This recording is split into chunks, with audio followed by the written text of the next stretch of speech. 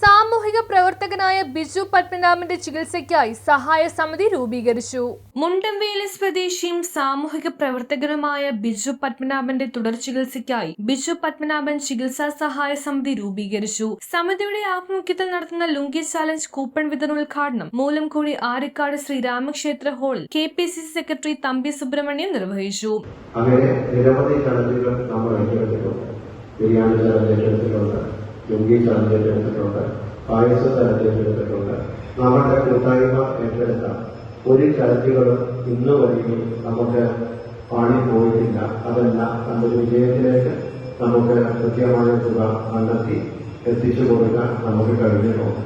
ബിജുവിനെ സംബന്ധിച്ച് പറയുകയാണെങ്കിൽ സാമൂഹ്യ മേഖലകളിൽ ഈ പ്രദേശത്ത് നിറഞ്ഞു നിന്ന നമ്മുടെ ഒരു സുഹൃത്ത് എന്നുള്ള നിലയിൽ ഏതാനും മാസങ്ങൾക്ക് മുമ്പാണ് അർബുദം ബാധിച്ച് അദ്ദേഹത്തിന്റെ ഭാര്യ മരണപ്പെടുന്ന സാഹചര്യം ഉണ്ടായത്. അദ്ദേഹത്തിന് സ്വന്തമായി ഒരു വീടില്ല.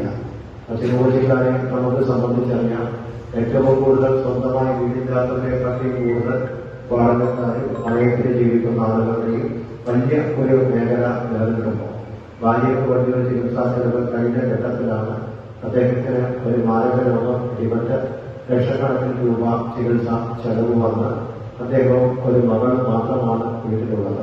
ആ കുട്ടിയാണ് ബാക്കിയുള്ള കാര്യങ്ങൾ ഏകോപിപ്പിക്കുന്നതും 69ാം ഡിവിഷൻ കൗൺസിലർ ലിസി സുമി, 70ാം ഡിവിഷൻ കൗൺസിലർ നിഷ ജോസഫ്, 67ാം ഡിവിഷൻ കൗൺസിലർ സുമിത് ജോസഫ്, 68ാം ഡിവിഷൻ കൗൺസിലർ KJ പ്രകാശൻ എന്നിവരുൾപ്പെടെ ഷാജു സുപ്രീ, തമ്പി സുബ്രഹ്മണ്യം, ഷൈൻ കൂട്ടുങ്കൽ, അഭിലാഷ് തോപ്പിൽ, രാജീവ് പള്ളുരുത്തി, രാമചന്ദ്രൻ S എന്നിവർ രക്ഷാധികാരികളാണ്. ബൈജു മാളിയേക്കൽ ചെയർമാനായും ശ്രീമോൻ CS കൺവീനറായും VP ശ്രീലൻ ട്രഷററായും സമിതിയുടെ പ്രവർത്തനങ്ങൾ ഏകോപിക്കും. News bureau, Kochi. നാഷണലും ഇന്റർനാഷണലുമായിട്ടുള്ള എല്ലാ കമ്പനികളുടെയും ലെൻസും ഫ്രെയിമും ന്യായമായ വിലയ്ക്ക് ലഭിക്കുന്ന കൊച്ചിയുടെ സ്വന്തം ഒപ്റ്റിക്കൽ ഷോറൂം ജെസൽ ഒപ്റ്റിക്കൽസ്.